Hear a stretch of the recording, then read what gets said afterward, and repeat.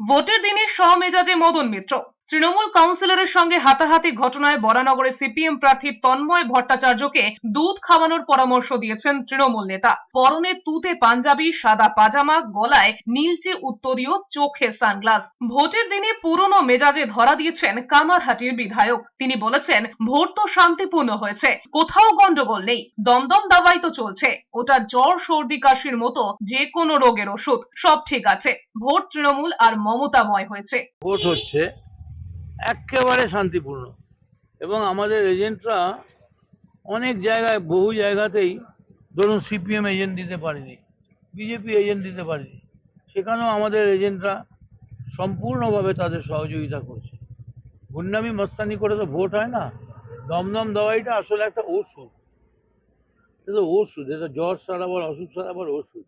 এদিকে দমদমে তৃণমূল প্রার্থী সৌগত রায় জেতার ব্যাপারে প্রত্যয়ী ব্রাত্য বসু বলেছেন, এবার গতবারের ব্যবধান ছাড়িয়ে যাবে। দমদম লোকসভা কেন্দ্রে বা বিধানসভা কেন্দ্রে যা ভোট হয় সেই রকমই করবে, হয়তো তাকে ছাড়িয়েও যাবে।